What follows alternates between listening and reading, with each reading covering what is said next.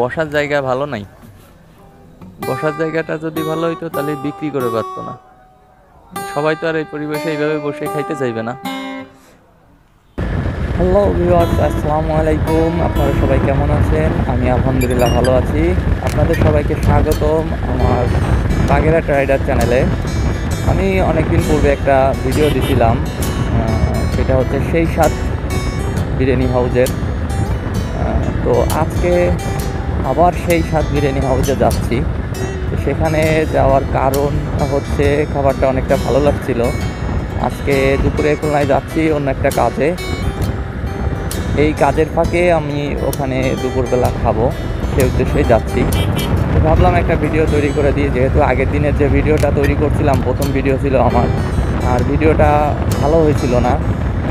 এক ভাই আমাকে কমেন্টও করছিল যে ভাই এই ধরনের ভিডিও যদি তৈরি করেন তা কেউ খাবে না। তো এই জন্য চেষ্টা করতেছি আজকের ভিডিওটা আর একটু ভালো করার জন্য। তো আপনারা সাথেই থাকুন।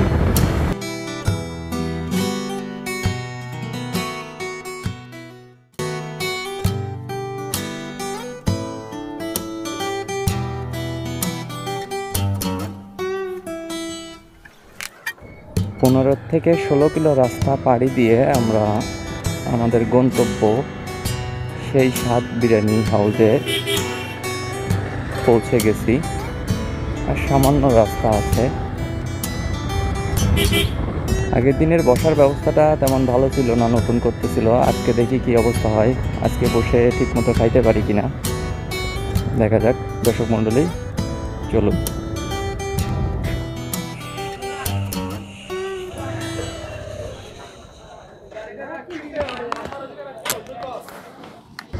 দর্শক মণ্ডলী, আমরা যখন আসি বিরিয়ানির ঘরটিতে তখন সেখানে প্রচুর পরিমাণে ভিড় ছিল, আর আমরা বসার জায়গা পাইছিলাম না। তো এই জন্য শহরের ভিতরে যে কাজটা ছিল সেই কাজটা আমরা সারলাম। সেরে এখন আবার যাচ্ছি উত্তরার উদ্দেশ্যে। সেখানে গিয়ে এখন দেখব, যদি অনেক ভিড় থাকে তাহলে আমরা বসবো না, আমরা সেখান থেকে পার্সেল নিব এবং এইটা যে কোনো মনোরম পরিবেশে বসে আমরা খাবারটা খাবো।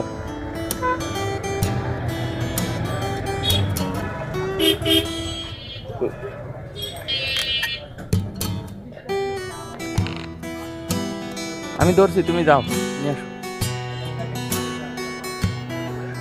হ্যাঁ, দুটো।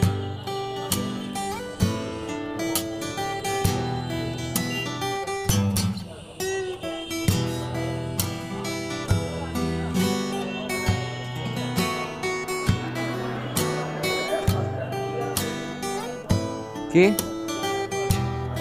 6টার পরে সিরিয়াল? বসার জায়গা ভালো নাই।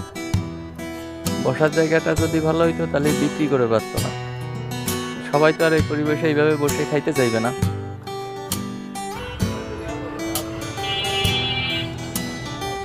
লাগলে আর দুটো নাও।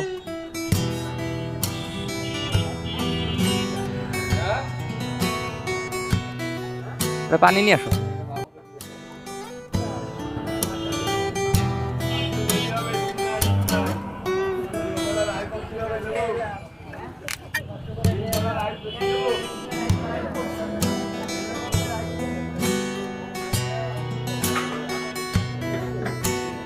আমরা খাবার 2টা পার্সেল নিলাম এবং পানি কিনে নিলাম। দেখা যাক রাস্তায় কোথাও বসে খেয়ে ফেলবো। এখানে যেভাবে বসা তার থেকে রাস্তায় বসেও খাওয়া যায়, সমস্যা নেই।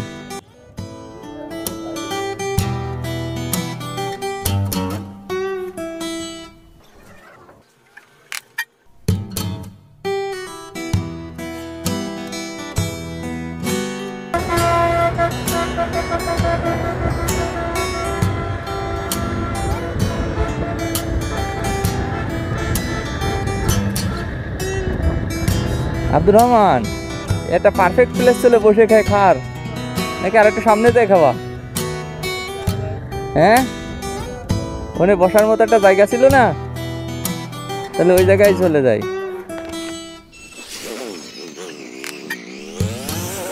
একটা পারফেক্ট প্লেস বসে খাওয়ার জন্য। গাড়িও ডুয়ে দেওয়া যাচ্ছে।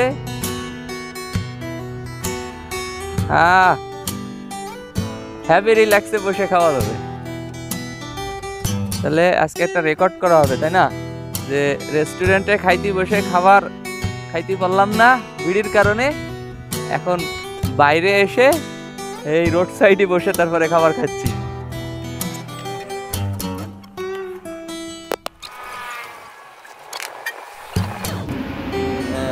পার্সেল করে নিয়ে আসলাম সেই স্বাদ বিরিয়ানি। এখন আমরা এই রোড সাইডে বসে আমরা এটা খাবো।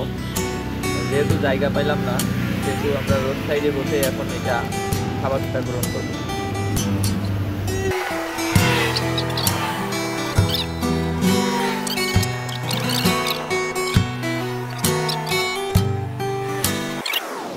সেই স্বাদ চিকেন বিরিয়ানিটা খুব সুস্বাদু, কিন্তু সমস্যা হচ্ছে যে তাদের বসে খাওয়ার মতো পরিবেশ নাই। সেখানে 2 থেকে 4 জন বসা যায়, কিন্তু পর্যাপ্ত পরিমাণে যে ভিড় আছে সেই ভিড় কাটিয়ে সেখানে বসে খাওয়ার মতো পরিবেশ নাই। তো তাদের খাবারে যদি স্বাদ থাকে তাহলে এখানে অবশ্যই বসে খাওয়ার মতো একটা পরিবেশ তৈরি করতে হবে। তা না হলে আমাদের মতো কিন্তু এই খাবার নিয়ে বাইরে মানে রাস্তার সাইডে বসে খাওয়া ছাড়া উপায় নাই।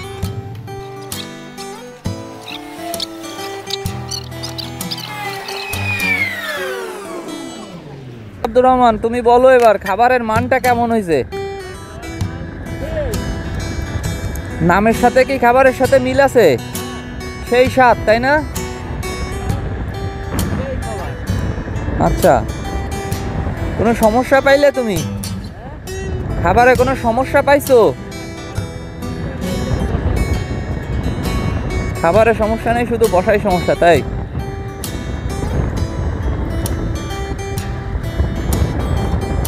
দর্শক মণ্ডলী, আমরা খাবার খেয়ে রওনা দিলাম বাড়ির উদ্দেশ্যে। আমার এই সেই স্বাদ বিরিয়ানি হাউসের একটাই মন্তব্য, পূর্বের ভিডিওতে যে কথা বলছি এই ভিডিওতে সেই একই কথা বলছি, যে এখানে খাবারের মানটা খুবই ভালো, কিন্তু বসে খাবার খাওয়ার মতো জায়গা এখানে নাই। এখানে স্পেসটা অনেক ছোট, তাই আপনি যদি পরিবারের সদস্যদের নিয়ে এখানে বসে খাবার খাইতে যান তাহলে অবশ্যই আপনি খাবার খাইতে পারবেন না। এখানে বসার মতো পরিবেশ নাই, ভালো কোনো পরিবেশ নাই। আপনি বাড়িতে পার্সেল করে নিয়ে যাইতে পারেন। আমি মনে করব খুলনার ভিতরে বেস্ট বিরিয়ানি আপনারা এখানে পাবেন অল্প টাকায়, মাত্র 99 টাকায়। এদের নতুন আর একটা দোকান চালু হবে সামনের মে মাসের 1 তারিখের থেকে, সেটা হচ্ছে পার হাউজের মোড়ে। আশা রাখতেছি ওই জায়গাটা হয়তো বা বসার জায়গার ব্যবস্থা এরা করতে পারবে।